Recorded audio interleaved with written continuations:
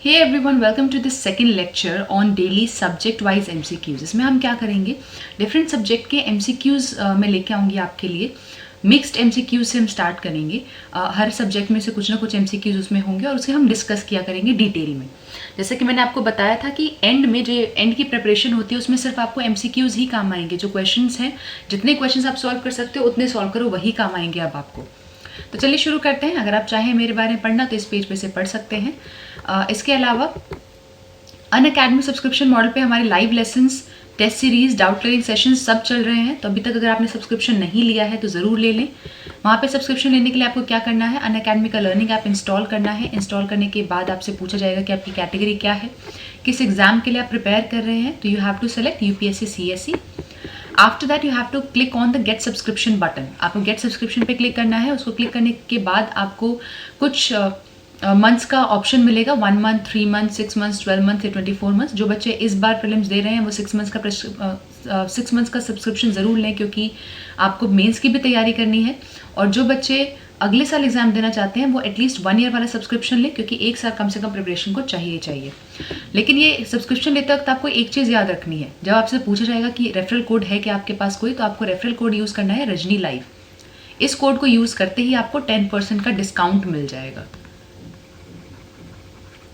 ठीक है, तो आपको ये कोड यूज़ करना है रजनी लाइव। चलिए स्टार्ट करते हैं। पहला क्वेश्चन है, consider the following animals. In animals को कंसिडर कीजिए। इनमें से पूछा गया है आपको, इनमें से क्वेश्चन पूछा गया है। पहला है जैगुआर, दूसरा है सॉल्ट वाटर क्रोकोडाइल, तीसरा है स्नो लेपर्ड। आपसे पूछा है इनमें से कौन सा इंडिया में नेचुरली मिलता है। तो आपको मैं हर क्वेश्चन के लिए 10 सेकेंड्स का टाइम दूंगी। तो आपका 10 सेकेंड स्टार्ट होता है अब।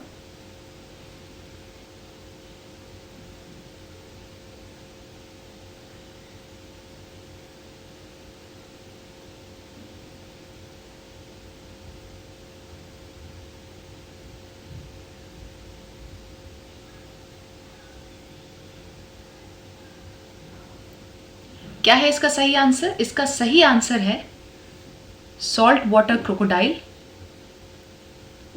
एंड स्नो लेपर्ड, मतलब ऑप्शन नंबर सी।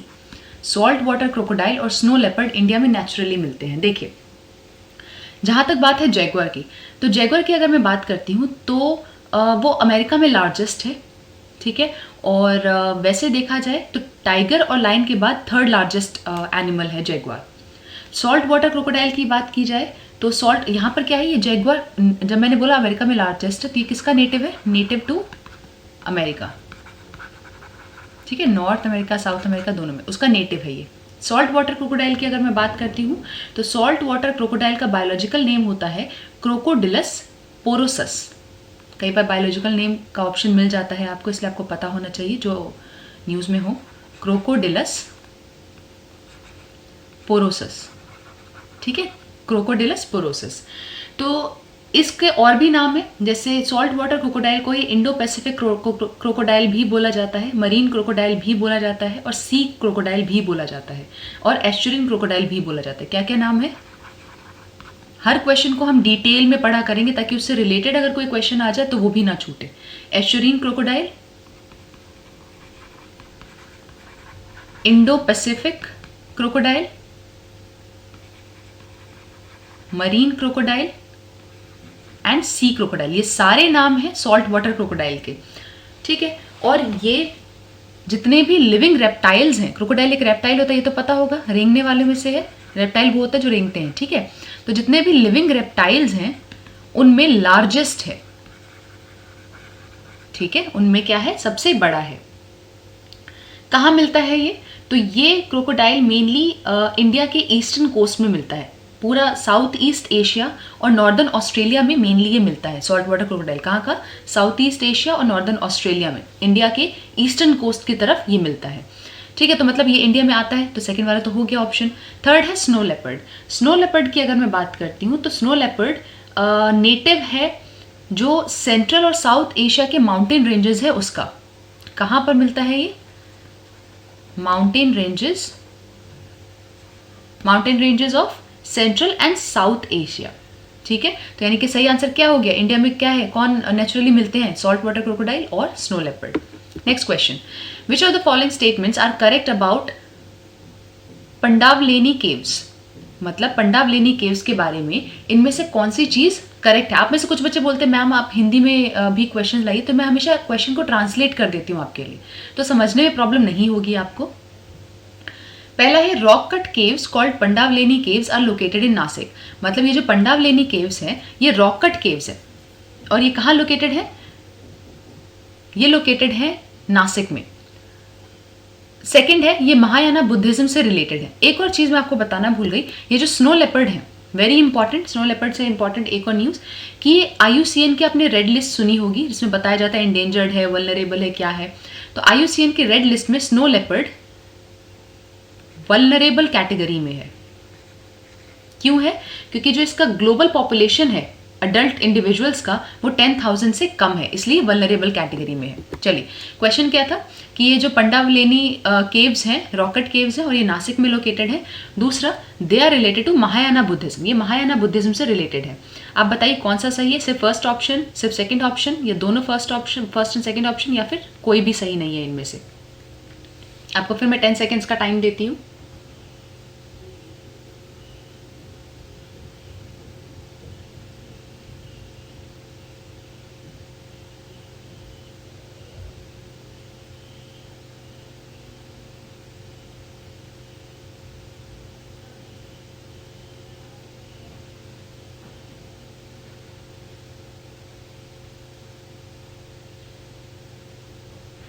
चलिए करेक्ट आंसर क्या है इसका, फर्स्ट वाला जो पॉइंट है कि जो पंडावलेनी केव्स हैं रॉक कट केव्स और नासिक में लोकेटेड है, बिल्कुल ठीक है, ये नासिक में लोकेटेड है। और दूसरा है महायाना बुद्धिज्म से रिलेटेड है, तो ये गलत है, ये महायाना बुद्धिज्म से नहीं हीनायाना बुद्धिज्म से रिलेटेड है। पहली बात ये हीनायाना बुद्धिज्म से रिलेटेड है, दूसरा नासिक में लोकेटेड है। नासिक में कहाँ लोकेटेड है, जो सिटी है सेंट्रल सिटी है वहां से 10 किलोमीटर दूर एक जगह है अंबर, वहां पर ये लोकेटेड है। ठीक है, ये जो पंडावलेनी केव्स हैं इसमें कितने केव्स है टोटल, 22 केव्स हैं टोटल, 22 केव्स, जिसमें बहुत सारे चैत्य और विहारा है। अब ये चैत्य और विहारा क्या होते हैं, जब हम बुद्धिस्ट स्क्रिप्चर्स की बात करते हैं, बुद्धिस्ट आर्किटेक्चर की बात करते हैं, नॉट स्क्रिप्चर्स, आर्किटेक्चर की बात करते हैं, तो उसमें 3 चीज़ें बहुत फेमस है, स्तूपा, चैत्य और विहारा। तो इनके बारे में आपको पता होना चाहिए, तो मैं एक शॉर्ट में बताऊंगी आपको पिक्चर्स के साथ। जैसे ये पहला देखिए, ये इमेज है स्तूपा की। स्तूपा में कुछ चीज़ें हमेशा होती है, चाहे किसी भी टाइम का स्तूपा हो, जैसे ये छत्र है ऊपर, ये जो रेक्टेंगुलर है, ये स्क्वायर वाला सॉरी, ये हार्मिका है, ये जो हाफ, ये जो सेमी सर्कल वाला है ये अंडा है। ठीक है, ये जो पिलर्स होते हैं तुराना होता है, ये है मेधी, और ये है एनक्लोजर वॉल, ये वॉल है। ठीक है, तो ये जो 3 स्ट्रक्चर्स है, छत्र, हार्मिका और अंडा, ये हर स्तूपा में आपको मिलेगा ही मिलेगा। तो इससे फर्क नहीं पड़ता कि दुनिया में कहीं पे भी ये स्तूपा बना हो, ये 3 चीज़ें तो होती है। पहला है अंडा, जो हेमिस्फेरिकल माउंड है, मतलब ऐसा जो स्ट्रक्चर बना हुआ है उसे अंडा बोलते हैं। ठीक है, ये यहाँ पर क्या था, यस देखिए यहाँ पर क्या था, इसको रखा गया था ताकि जो बुद्धा के रिमेन्स है, जो उनकी अस्थियां हैं, उनको कवर करने के लिए इसे रखा गया था। ठीक है, जो शुरुआत के स्तूपास होते थे उनमें एक्चुअल जो उनके एशेस थे, बुद्धा के एशेस थे, वो रखे हुए थे। फिर ऊपर आता है हार्मिका, जो एक स्क्वायर रेलिंग है, ये देखिए स्क्वायर में है ना, ये है हार्मिका। अब हार्मिका क्या है, हार्मिका एक स्क्वायर रेलिंग है, ये इसको एक सेक्रेड बेरियल साइट बनाती है। मतलब ये हार्मिका की वजह से, अगर आपसे पूछा जाए हार्मिका का मेन फंक्शन क्या है, तो वो इसको सेक्रेड बनाती है।